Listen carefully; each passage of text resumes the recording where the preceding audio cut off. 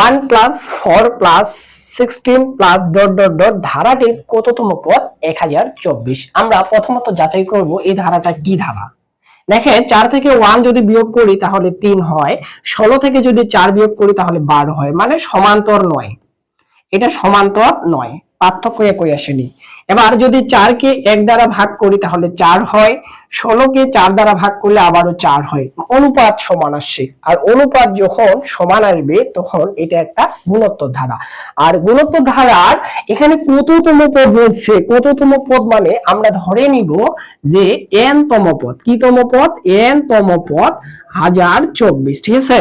আর n তম পদের সূত্র হলো a r power n minus 1 সমান আমরা বলতে পারি 1024। এবার আমাদের দরকার হলো n এর মান। কার মান? n এর মান বের করব। তাহলে আমাদের এই দুটো রাশির মান লিখতে হবে, যেটার মান কত। a মানে হলো প্রথম পদ, এই যে প্রথম পদ হলো 1, ঠিক আছে, ইনটু r মানে হলো সাধারণ অনুপাত, এই যে অনুপাত আমরা বের করছি অনুপাত 4, তাহলে 4 দিব। এটার উপর হবে কি n মাইনাস 1 সমান আমরা বলবো 1024। এই পর্যায়ে এখানে আমরা পাচ্ছি 4 আর এখানে হলো 1024। এই যে 4টাকে আমরা এইভাবে পরিণত করব 2 এর উপর 2, তার উপর থাকবে n মাইনাস 1, আর এখানে আমরা লিখব যে 2 এর উপর কত পাওয়ার দিলে 1024 হয়। 2 এর উপর যদি আমি 10 দেই 10, তাহলে 1024 আসবে, ঠিক আছে।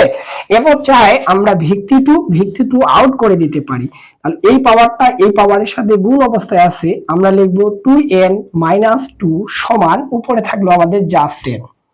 এখান থেকে n এর মান বের করবো এইভাবে যে 2n সমান 10 মাইনাস 2টা হবে আমাদের প্লাস 2, তাহলে n সমান হবে 12 ডিভাইডেড জাস্ট 2। অতএব আমরা n এর মান পেয়ে যাচ্ছি 6। এটাই হলো ধারাটির আনসার। তাহলে কত নাম্বার পদ?